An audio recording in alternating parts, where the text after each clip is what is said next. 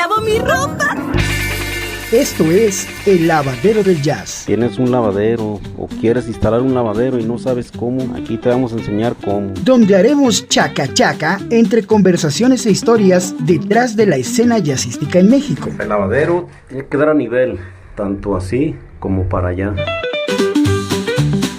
Te dejamos con Celina y Alberto Aguilar, tus anfitriones.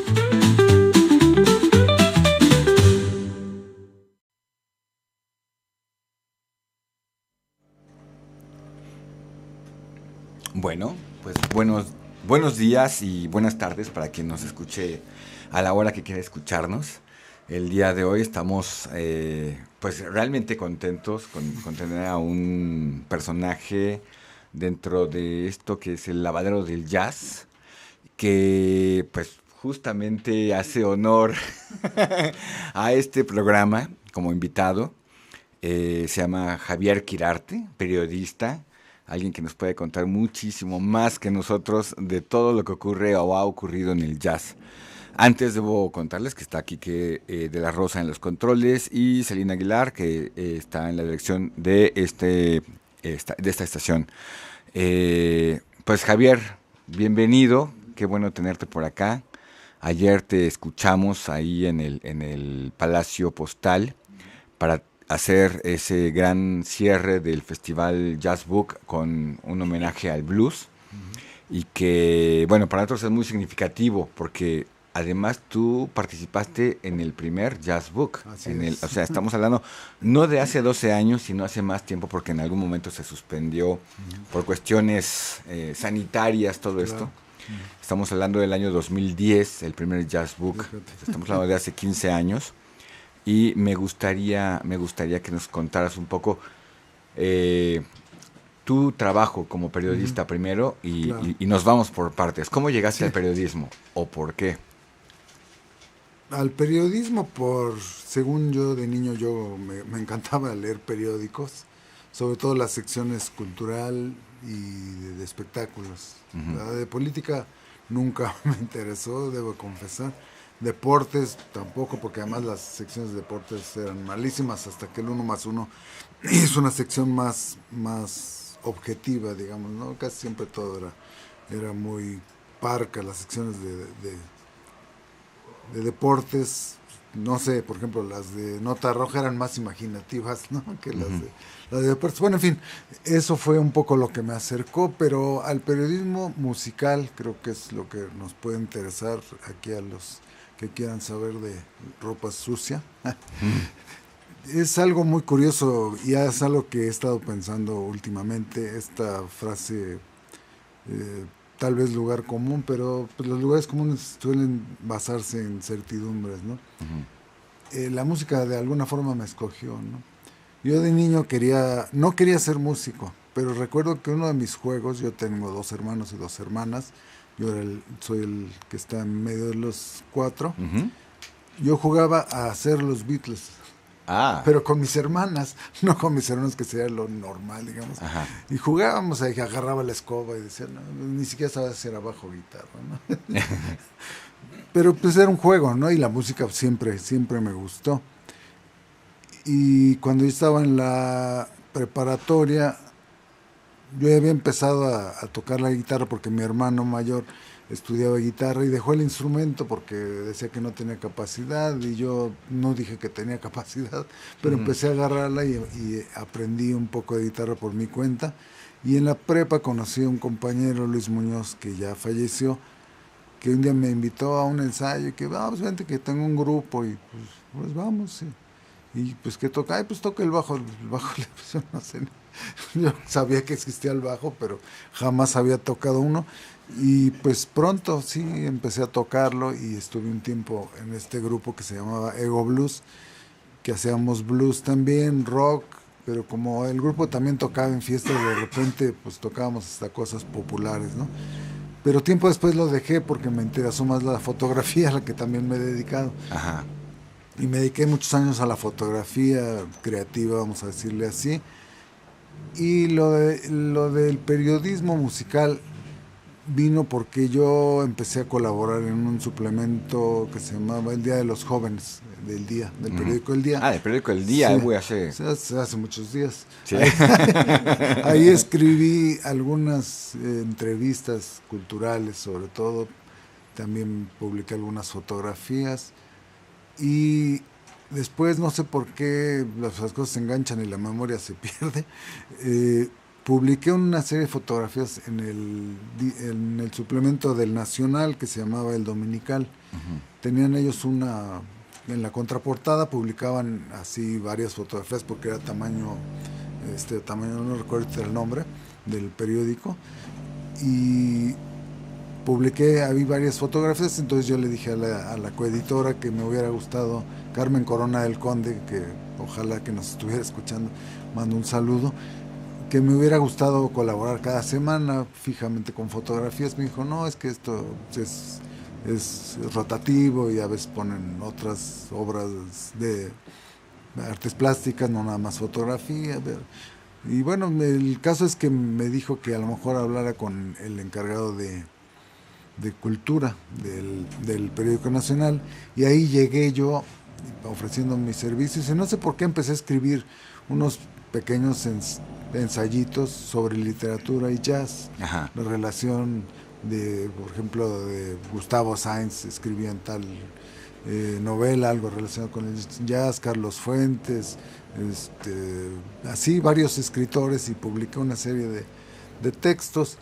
Y en una ocasión fui a ver un concierto que organizaba Roberto Morales, no sé si sabes quién fue. Sí, claro. El famoso Jazz FM. Sí. Escúchenlo.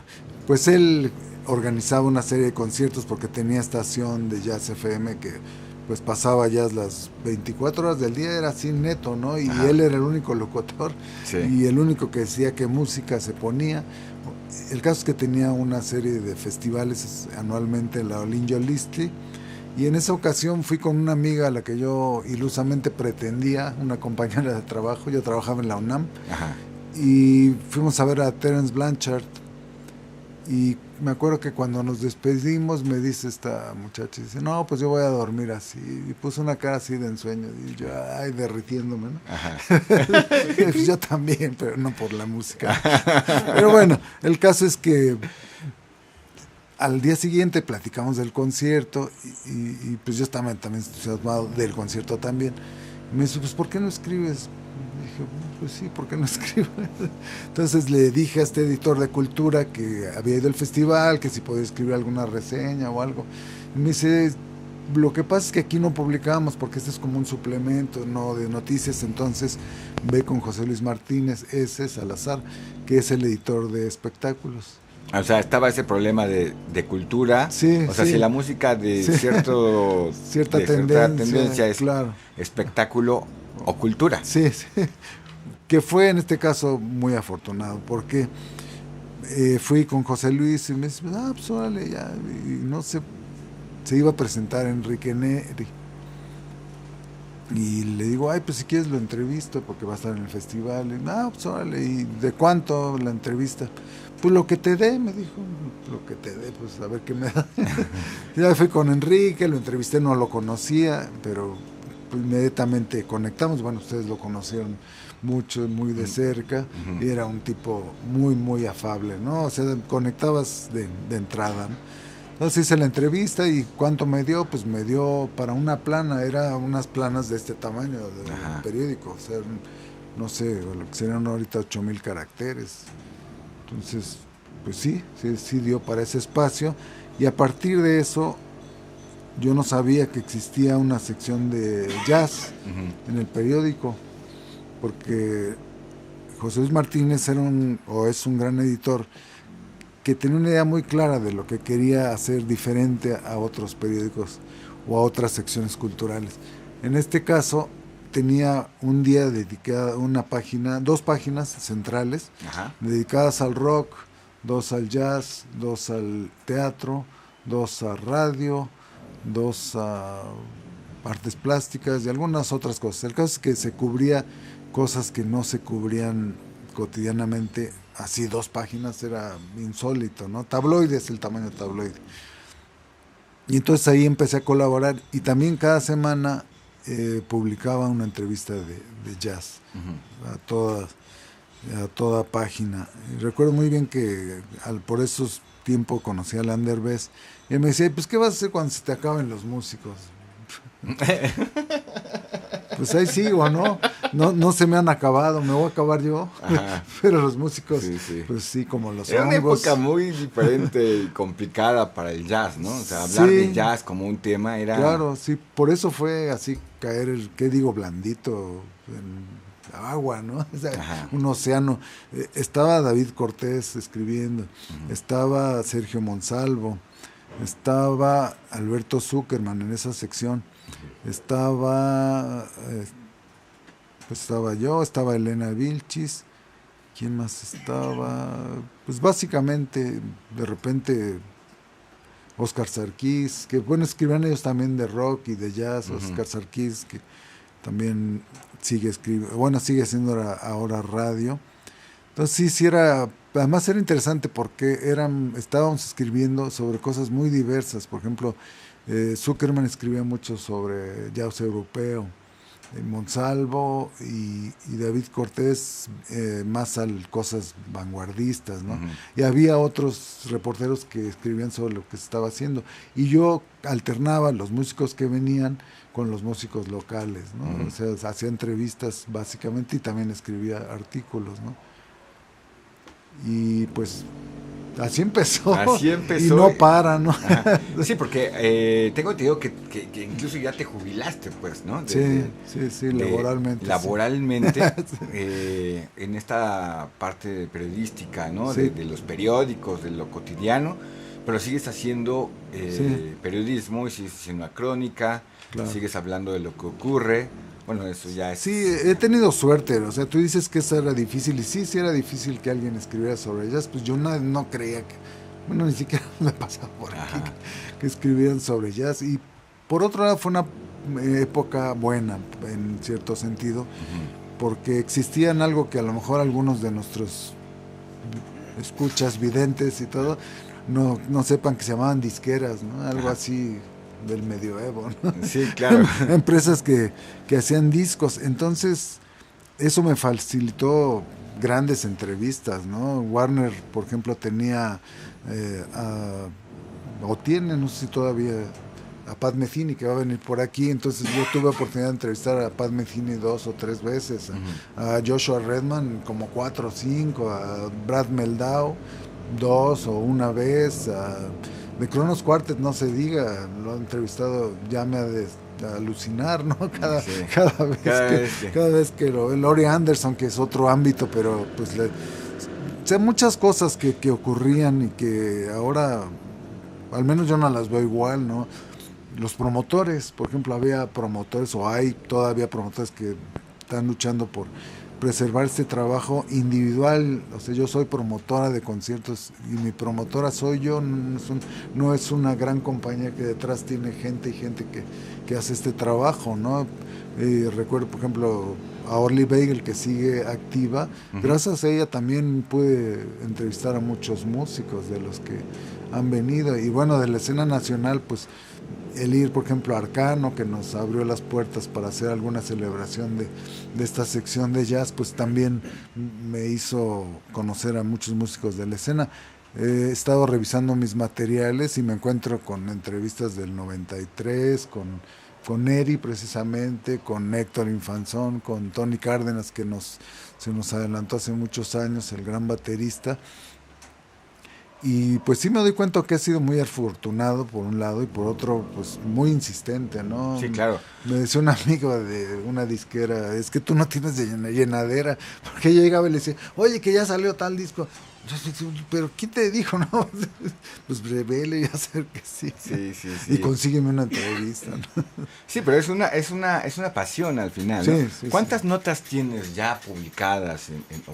No, pues mira, he estado revisando, no sé, entre números, según yo, de archivos, no sé, 8,000, 10,000 por ahí. 10,000 artículos. Artículos, o sea, que además... y la mayoría son, no la mayoría, pues entrevistas. Es que generalmente es un vicio, como tú dices. O sea, si sabía que iba a haber un festival, pues buscaba la entrevista ya sea con el músico o con el organizador. Y eso pues te lleva a conocer pues las vidas musicales de estos personajes, ¿no? A mí me ha interesado mucho. Y tratar de trazar o bosquejar una historia, ¿no? Así como si fuera un cuento, una novelita, porque cada vida es distinta y a veces me da la impresión de que varios compañeros de todas las épocas reciclan la misma entrevista aunque hagan con distintos personajes, ¿no? Sí, yo me he cachado por ahí a 2 o 3 que revisan y editan y ponen, claro, y nomás cambian fechas o le agregan algo, o incluso, ¿no? A veces ni siquiera hicieron la entrevista, ¿no? La hizo alguien más y se la pasan, bueno, se las pasan y la pan y después termina siendo, pero me ha pasado que me hayan entrevistado a mí, ¿eh? Sí, claro. Sí, en el cine. Yo nunca dije eso. En el cine ocurre mucho. En Hollywood, por ejemplo, hacen lo que llaman, creo que junkets, que llegan a 200 periodistas y les dan una sola entrevista a todos, la misma, y todos la ponen como entrevista, ¿no? Sí. Una que ni siquiera hicieron entre todos, sino que la empresa se las hizo, ¿no? Ajá. Y jamás dicen en un comunicado que no, se la firman sin rubor, ¿no? Ajá. Sí, no, el periodismo es ese fenómeno de pronto que ya se ve poco. Yo me atrevo a decir que ese periodismo de entrevista o de investigación, sobre todo a nivel musical, ya no hablemos de política, ¿no? Bueno, es toda una ciencia, ¿no? O sea, tener los contactos adecuados para llegar a la persona entrevistada, que te den los permisos para poder publicar lo que se dice. Nunca pedí. Nunca he pedido permiso. No, en este caso no creo que haya la cuestión de los permisos, ¿no? Sí. Ajá, no, sí, pero bueno. No, sí entiendo. Pero también, o sea, con los avances, la tecnología, las leyes, todas esas cosas que van cambiando con estas cosas de propiedad intelectual, de los permisos, porque ya ves, ¿te acuerdas de un político muy, muy famoso, ¿no? Que se llamaba Fidel Velázquez, ¿no? Que decía que las grabadoras mienten, ¿no? A veces también. Sí, no.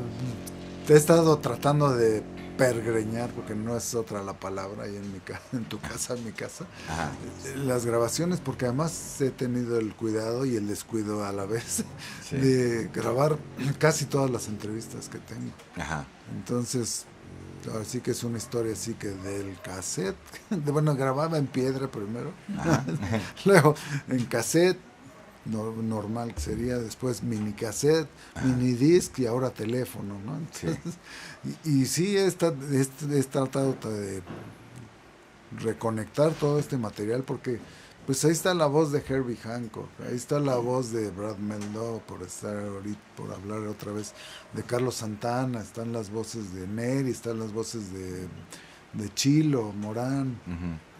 Que ese es otro aspecto de lo que yo he hecho. Una cosa es yo lo que he volcado en la escritura y otra escuchar sus voces, ¿no? Que creo que es bien importante. Habría que pensar en algún mecenas, me desayunas y me botaneas, que me ayudara a esto, porque sí sería importante difundir. Sí, claro, la voz original, que también es muy importante escuchar a los autores no solo de música, sino de las palabras que dicen y por qué lo hacen, ¿no? Y es emocionante. El otro día estaba oyendo la de Ray Brown. Ajá. Entonces, pues sí me emocionó mucho, porque aquella vez yo fui a Los Ángeles a cubrir alguna otra cosa relacionada con el rock, porque viajé mucho también porque cubría rock también, es otra faceta.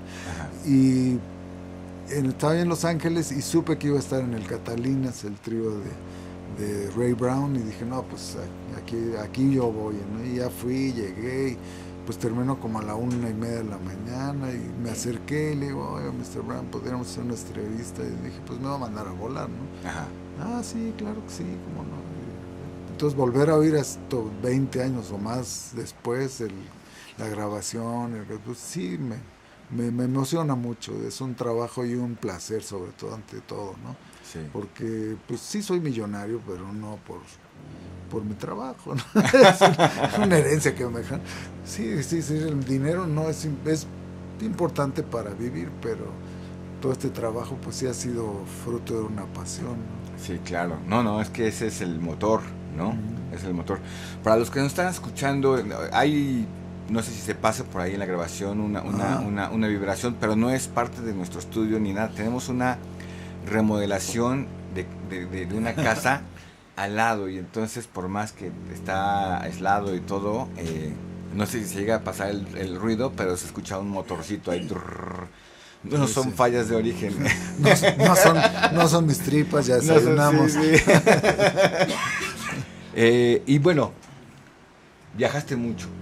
Y de esos viajes, ¿cuál fue como el más interesante? ¿Te tocó ir a algún festival de estos memorables y íconos de la música internacional? Sí. Bueno, del rock me tocó ir al Woodstock 95, 96, fue que eran los 25 años del primer Woodstock. Memorable porque todo estaba lleno de lodo. Nos alojamos a un hotel que estaba a 3 horas del lugar donde se celebraba. Todos los días era así, agarrar un coche y llegar todos desvelados, pero fue interesante ver a Red Hot Chili Peppers, a Joe Cocker, Bob Dylan. Hace 30 años. Sí. Ver a quién más. Bueno, no, The Band estuvo también por ahí. Fue un festival curioso que trataba de recrear lo del primer Woodstock, pero evidentemente no era lo mismo, ¿no? Uh-huh. Pero bueno, del terreno del jazz sí, claro, he tenido la fortuna y pues no coincidimos por ahí en Montreal, ¿no? Sí, claro. Festival de Montreal. Y pues sobre todo muchas cosas son memorables, pero sobre todo la conferencia de prensa cuando le dieron el premio Miles Davis a Dave Brubeck. Ajá. Entonces tener así a un ídolo de infancia así frente a uno y se me caía la baba y le digo, ay, yo lo vi cuando vino a México. Ah, sí, qué gusto, ¿no? De haber estado allá. Y bueno, pero y además bien curioso porque Dave Brubeck tenía un gran humor, ¿no? Ajá, sí. Entonces le dieron el premio y lo está pesado, le decían, está pesado, sí, Miles Davis también era pesado, y eran amigos. Además mucha gente piensa, no, pues Miles Davis que odiaba a los blancos y que la música, y eran lo admiraba, se llevaban bien, ¿no? Ajá, sí.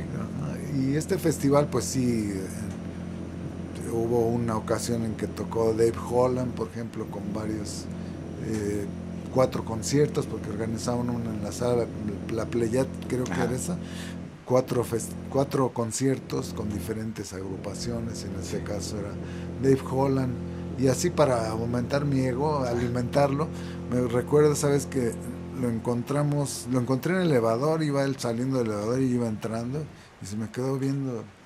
Me dice, yo te conozco. Le digo, sí, yo no. Pero no, claro, le digo, no, sí, estuvimos en México platicando. Y bueno, muchas gracias. Y ya se fue, ¿no? Digo, tampoco es que diga, ay, Javier Quirarte. No, bueno, a lo mejor sí, pues era tímido. No. Hay de esos personajes que te acuerdas siempre, ¿no? Claro. Porque la primera vez que lo entrevisté fue en The Knitting Factory, el famoso club avant-garde de los 90s, ¿no? Ajá. Y estaba ahí con su quinteto y le pedí que si le una entrevista y me dijo, claro que sí. Y luego los otros, oye, que tenía que ver algo que el grupo, déjeme atender a este caballero. Dijo, no porque yo fuera caballero, sino porque él es británico y entonces todavía utiliza la palabra gentleman, a pesar de haber vivido tanto tiempo en Estados Unidos, ¿no? Uh-huh. Y bueno, también un festival al que he ido varias ocasiones es el Visions, que es el festival de William Parker, el gran contrabajista de free jazz, aunque básicamente su esposa, la bailarina Patricia Parker, la que organiza toda esta serie de conciertos. Entonces ver, por ejemplo, ahí a leyendas como los músicos que, no sé, como Joel Leandre, que vino aquí, Leandre, que vino aquí ha venido en 2 ocasiones, la contrabajista, o el mismo Parker en el contrabajo. Es una escena bien diferente, ¿no? Porque se realiza en auditorios pequeños. Por ejemplo, en una iglesia restaurada como centro cultural, no eran más de 300 personas. Entonces también es toda una dimensión que a veces nos quejamos, con razón también. Pero, por ejemplo, ayer yo vi este concierto y estaba lleno y eran 100 personas, era mucho para de repente entre semana, en la noche. 150. 150 ya. Y no entraron más porque hay por un ley, cupo. Por ley, claro. Pues sí. Bueno. Y entonces, porque se quedó mucha gente fuera. Sí, no. Sí, eso dijo, ¿por qué? Yo estoy viendo ahí gente fuera que no es que ya no puede entrar porque protección civil y no sé qué. Sí, que tienen razón, pues ya les debemos otro, ¿verdad? Sí. Organiza. y a eso es a lo que iba, digo, un festival, pues yo me atrevo a decir que es el más importante, uno de los más importantes de free jazz en el mundo, pues no reúne multitudes, ¿no? Eso también te habla del género que es minoritario, pero finalmente eso no importa, ¿no? También no es en el sentido de queja, porque alguna vez le preguntaron a Carla Bley, ¿no? Que si no quisiera ser más popular, dicen, no, porque mis seguidores se sentirían, ¿no? Sí, de que tanta gente me va a adorar, ¿no? Pues ellos poquitos, pero me quieren, ¿no? Claro, no es que hay música que está hecha para pequeñas multitudes, Sí, ¿no? O sea, me acuerdo cuando éramos niños, a veces nos llevaron a la Casa del Lago, no sé, yo tendría 7, 8 años, ¿no? Pero íbamos 5 hermanos, ¿no? Mi hermana tendría entonces 5 años. Y mis papás iban a esos conciertos de música electroacústica, por ejemplo, era una cosa así, cuando entramos todos eran así, como que hacen niños aquí, como que van a echar a perder todo, como que van a hacer ruido y no van a dejar de escuchar esa pelotita que hacía ploc, ploc, ploc, como música, ¿no? Pero que sí, años después entendí, me acuerdo bien de la escena, ¿no? Era en la tarde, noche, el concierto y puros, supongo, jóvenes como de 20 y tantos años, unos viejos para mí, porque tenía 8 años, y era como un performance, ¿no? En medio el músico con sus juguetitos y todo alrededor sentados en el piso y en sillas y como estuvieran todos esos jóvenes, pero que no era para más gente, no era posible, no era el concepto. Era nuevo entonces, ¿no? Todo, bueno, ya era viejo, pero en México era apenas un movimiento que se estaba empezando a escuchar ya en los universitarios y como para gente muy cool. Pero hay música para eso, ¿no? Para los pequeños espacios, ¿no? Si hay más, ya no hay. Claro, y esto pues me ha posibilitado acercarme a muchos músicos que en el rock, que no me voy a quejar porque también tengo grandes éxitos de entrevistas a músicos de rock, pero es más factible acercarse a los músicos de jazz directamente. O a los dueños de festivales, como una vez me acuerdo que tomé una fotografía con André Menard, ¿no? Que ahí en el centro, entrevistándolo, ¿no? Y era esta cuestión afable, amistosa, en la que sí nos reconocía, ¿no? Así como, sí sé quiénes son. Bueno, no tan famosos como tú, pero... No, sí, es que pues finalmente somos una cofradía, ¿no? Ajá. Yo me he encontrado de repente en la calle, ¿qué pasa? Pues, ¿de qué? ¿Cuándo volví a tocar Sociedad Acústica? Ajá, sí. Ay, mira, con su hija, mira, él es de Sociedad Acústica. Digo, me ha pasado una vez, digo, tampoco es que no me dejen caminar como los Beatles, ¿no? Claro, pero a ver, ¿y la música cómo te metes de ser este personaje que escucha y pregunta a meterse a ser alguien más también dentro de esta escena al que le estamos preguntando? Pues a veces me siento como un invitado, no invitado. No, pues es algo bien curioso, ¿no? Yo te digo, dejé de tocar música, pues, no sé, cuando estaba ya en la facultad, pues haber tenido pues muy pocos años. Porque no me gustaba, tocábamos en fiestas y la verdad eso de aguantar borrachos y pues, me divertía mucho, pero no era así como que una situación ideal, ¿no? Porque al final, ay, acompáñame a cantar un corrido, ¿no? Vete a saber ese tipo de cosas, o cargar al secre que nos acompañaba de regreso porque estaba más borracho que los borrachos, ¿no? Entonces, Ajá, sí. el ambiente era así tenso, ¿no?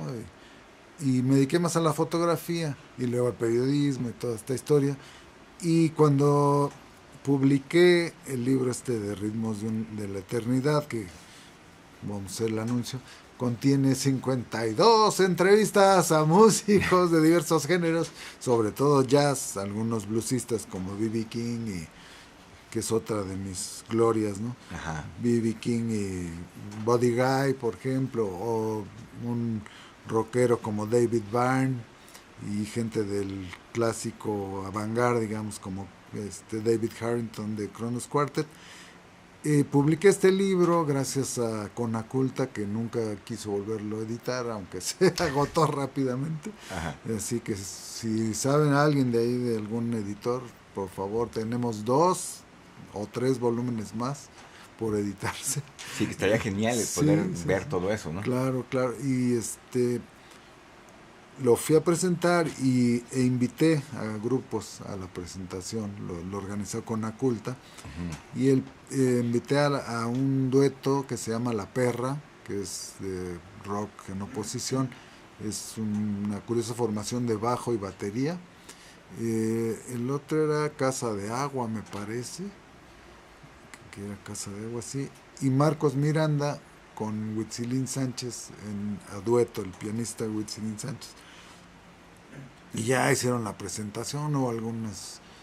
Fue bien curioso porque enfrente estaba el Pasta Jazz, que era un lugar de... ahí en la Condesa, ¿no? Sí, vendían comida italiana. En Alfonso Reyes, sí. Y el baterista era el dueño, ¿no? Bueno, sí, un baterista italiano. ¿Pianista? Pianista, sí. Sí. Llegué a ir ahí a veces.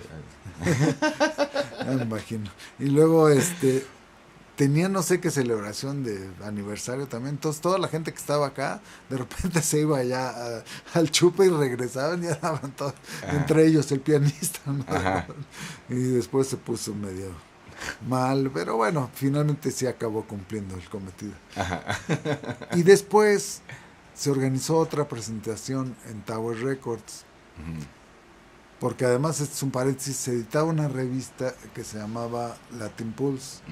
Y en Latin Pulse colaboré yo también, escribía sobre jazz y un poco sobre rock también, pero ahí también publiqué bastantes entrevistas sobre jazz, ¿no? Y se hizo esa presentación, y entonces en esa ocasión yo invité a un grupo de blues, un amigo que se llama Samuel Sosa, y el grupo de Blues Makers. Y ya tocaron y me dijo músico, el cantante y guitarrista, pues échate la paloma, pues órale, en el bajo. Y ya toqué 2, 3 canciones, y estaba Marcos ahí, Marcos Miranda, y me dijo, ay, ¿a poco tocas? Pues ¿a poco no, güey? No, le digo, pues sí, más o menos. Sí. Y dice, pues ahorita no me estoy tocando con Huitzilín, Huitzi, pues ¿por qué no vas un día? Y bueno, pues vamos, ahí tenía mi bajo, dije, bueno, pues va. Y empezamos a tocar a trío. Yo la verdad mi formación es autodidacta, el Señor es mi pastor porque luego me pierdo. Nunca estudié, no estudié nada, era estudiante flojo en todo, pero música no, jamás he estudiado, ¿no? Formalmente, ¿no? Y entonces con ellos empecé a hacer algunas cosas, a trío, y después este trío devino en una nueva versión de Sociedad Acústica de Capital Variable, que era el grupo que había formado Marcos años antes como un cuarteto, y creo que había vivido 2 o 3 encarnaciones, y en ese momento estaba así como que había nada más estado trabajando dueto. Entonces empezamos a trío, luego cuarteto, quinteto, llegó a tener hasta 11 integrantes en una edición que tenía trombón, tenía 2 saxofones. Roque, que estuvo en la presentación del Correo, él toca el barítono y el alto, había un percusionista, baterista, una cantante, y yo, o sea, sí fue una. Entonces ha sido así como una evolución muy... Y siempre se llamó, le pusieron al grupo Sociedad Acústica de Capital Variable. Sí, en ese entonces sí. Y ahora hemos ahorita sacado este proyecto de trío que cambia de nombre, así como cambia de integrantes, porque hicimos algo antes que se llama y que hay unas grabaciones por ahí pendientes, con el violinista Alex Fernández, Ajá. Marcos Miranda y yo, que se llama Ethnic After Jazz Trio. Alguna vez tocamos Sí, aquí sí, en el sí, convite. Y es mucho involucrarse con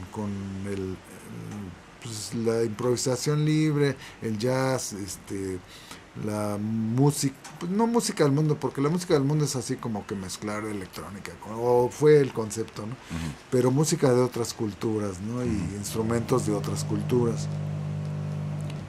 Y pues así han ido corriendo las cosas. Ahora estoy participando, Marcos me invitó también a un grupo que se llama Musicoterapia Sufi, que tocan música sufi. curativa. O sea, sí, Ajá.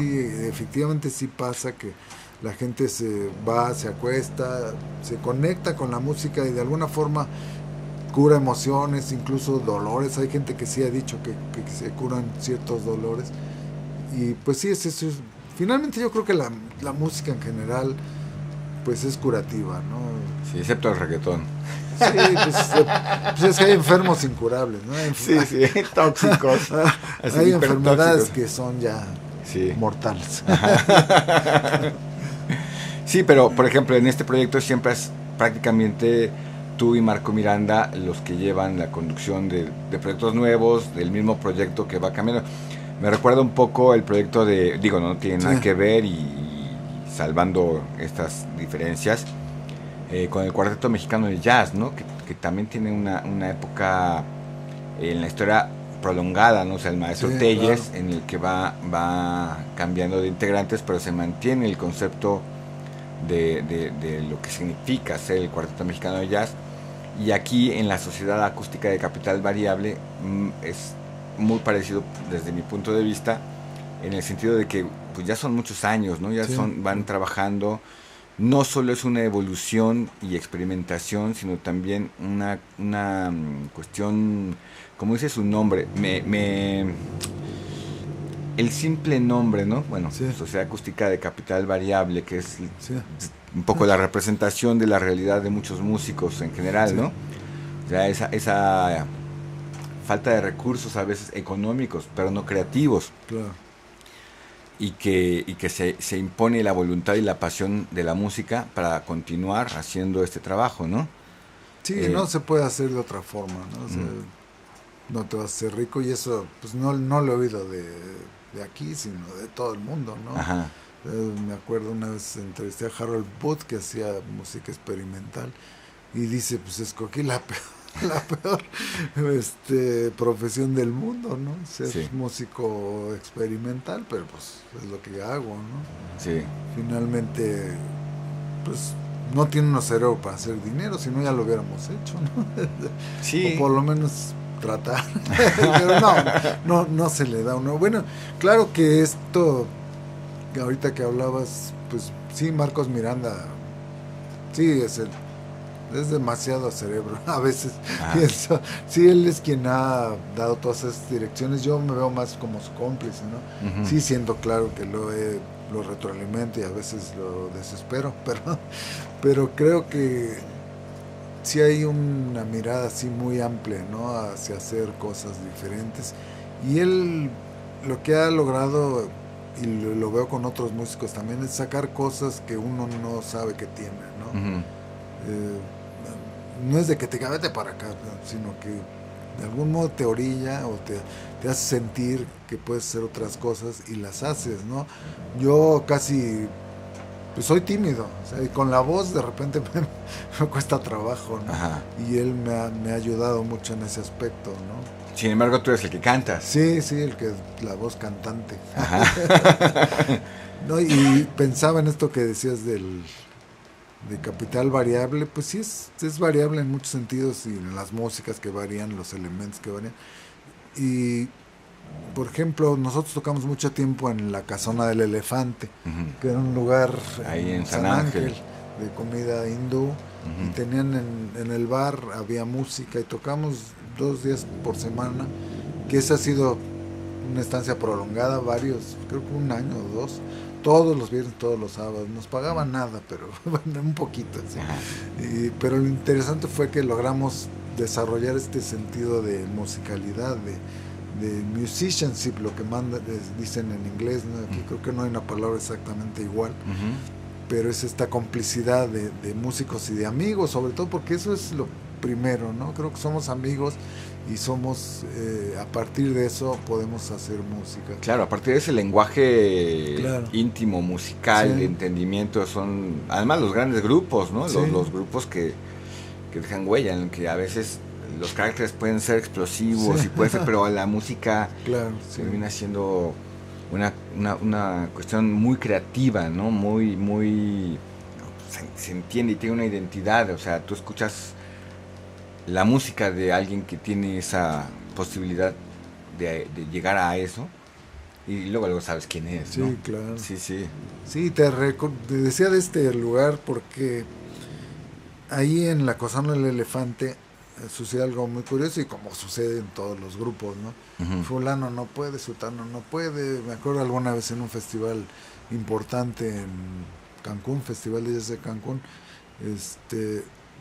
se iba a presentar un grupo y que no vino, que porque no vino, no podía venir tal integrante, entonces ya no iba a tocar. En el caso de nosotros, pues sucedió una cosa muy curiosa. Éramos entonces cuarteto, quinteto, según.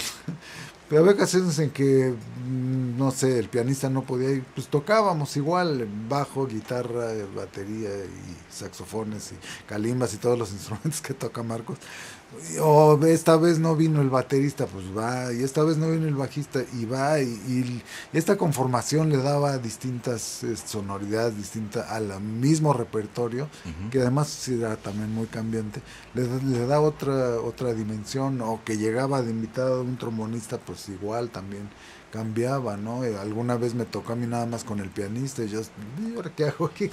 Y pues hasta nos poníamos a decir poesía en medio porque también hemos incluido la literatura en algunas ocasiones. De ahí esta vez que nos invitaron al Jazz Book.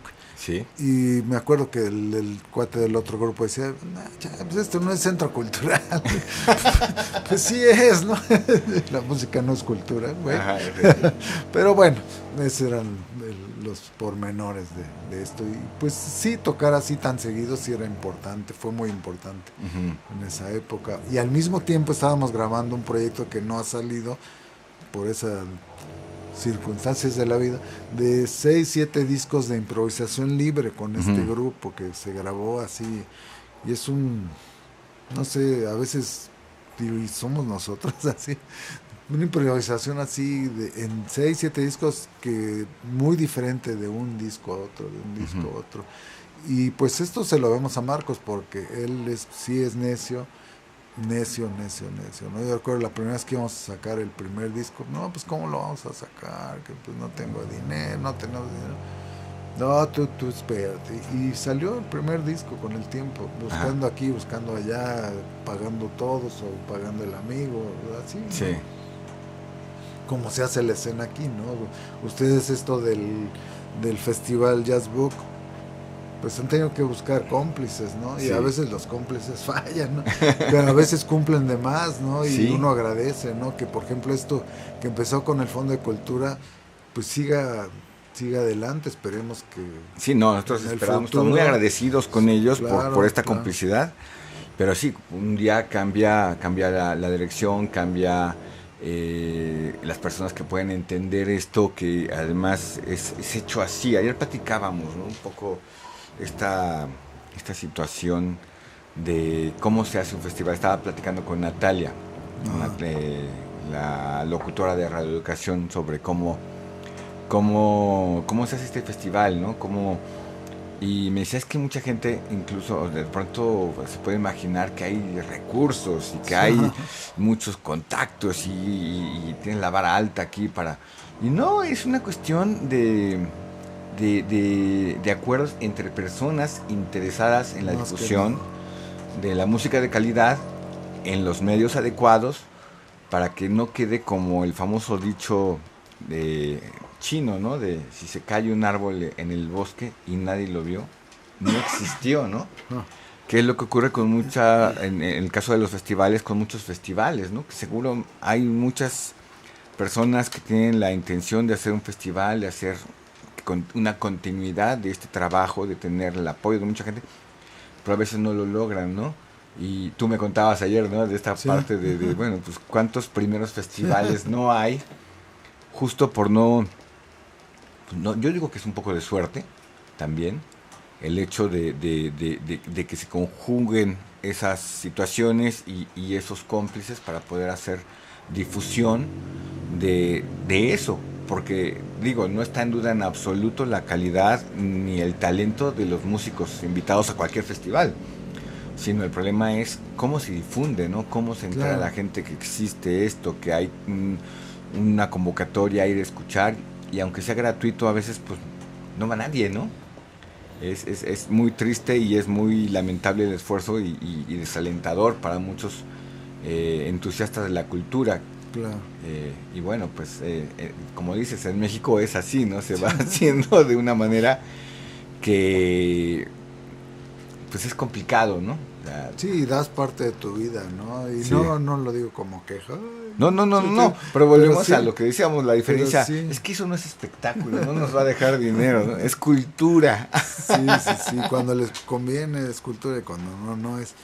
Pero bueno, es como decía aquella, bueno, aquí nos tocó vivir, no es de la novela, ¿no? De Carlos Fuentes, más bien, no de Pacheco. Pero... Ajá, sí, que lo toma. Sí, pero aquí nos tocó vivir y beber. Y te sirvo un poco más de nuestra agua bendita. y bueno, también pues muy contentos y agradecidos de que hayas aceptado venir aquí, porque ya sabemos que estás haciendo pues un trabajo de periodismo por pasión. Y hoy te tocó ser el entrevistado. Sí, gracias. Se ha ido el tiempo muy rápido, o sea, prácticamente una hora platicando contigo y no hemos platicado de todo lo demás que nos falta, porque hay muchísimas cosas que tú has sido testigo de personajes clave para poder hacer una escena de jazz en México, por ejemplo, ¿no? Porque no solamente se ha entrevistado a músicos, sino a directores de festivales, a programadores, a gente que escribe sobre esto, y que creo que el trabajo que tú has realizado es fundamental justo para esto que estamos hablando, ¿no? Esas pequeñas ventanas que hay para todavía difundir sin que se vea como negocio, y sin que lo sea, porque no nada más es que no se vea, sino hay muchos otros que no se ve y si son negocios, ¿no? No, porque sí es una tristeza, o sea, no porque yo diga mi trabajo es que sí vale, pero no, pero buscas nombre, ya estás buscando para corroborar datos de repente de ciertos músicos, ¿no? En la red, porque pues todo esto se escribía además sobre la marcha, no es de que, pues ahí me lo entregas dentro de 15 días, ¿no? Todo esto, y eso fue un entrenamiento muy bueno, ¿no? Media hora, 2 horas y va, ¿no? Como vas. Y he buscado músicos, no aparece nada sobre ellos, ¿no? Ya no digamos una historia de vida, ¿no? Ni siquiera si viven todavía o si existieron, ¿no? Entonces sí es una vergüenza que en estas épocas que dicen, no, es que todo está en la red, y ahora con las inteligencias artificiales, pues la pinche inteligencia artificial, perdónenme la palabra, le pones tal nombre y pues ni siquiera te contesta, ¿no? Sí. Yo no digo que te diga que no sé dónde está, ¿no? Sí. Y qué bueno que sea así, porque pues una máquina no va a decir lo que tengo que hacer, pero sí es, en ese sentido sí es importante, y recuperar las historias que otras gentes también han escrito. Sí, claro. Como Zuckerman, que por ahí sí publicó algunos libros, ¿no? También. Sí, está Zuckerman, está Landerbez, están las notas de Antonio Malacara, está todo lo que has escrito tú. ¿Quién más que se nos está pasando importantes, no?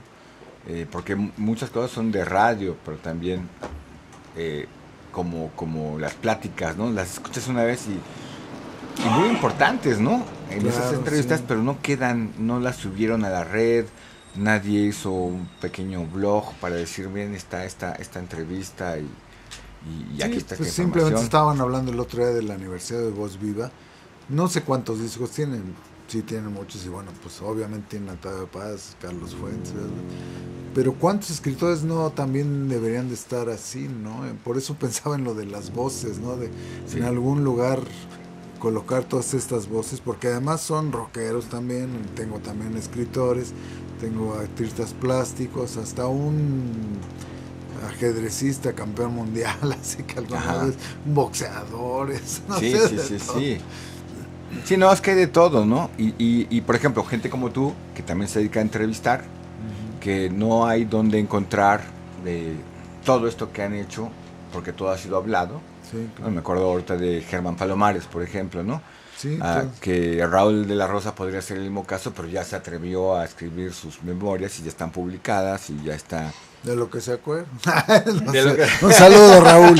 Raúl, mi estimado. Ayer me dio mucho gusto verlo porque finalmente pues, mis primeros conciertos de blues así en vivo fueron gracias a él, ¿no? Así Sí. con esas estrellas del Chicago Blues. Ajá. Sí, no, y por ejemplo, eso de alguna manera yo supongo que tú en otra parte de la historia escribiste sobre esos festivales. Pues no, todavía No, iba sí. en la kinder. Iba. Todavía no me dedicaba al periodismo y es algo que lamento muchísimo. Ajá. No poder haber entrevistado a Charles Mingus cuando vino. O sea, es de mis sueños dorados, hubiera sido así rápido, ya para acabar. Ajá. Haber entrevistado a Charles Mingus, a Miles Davis y a Thelonious Monk. Ajá. No Sí, se no, pueden bueno. cumplir, pero tengo otros sueñitos que Que he ido cumpliendo. que has ido cumpliendo. ¿Y quién te, bueno, ahorita sobre quién estás así, básicamente? Como, ¿qué es lo que te gustaría que es posible real? Pues como va saliendo, pero bueno, sí me gustaría hablar con Pat Metheny ahora que va a venir en septiembre, me parece. Ajá.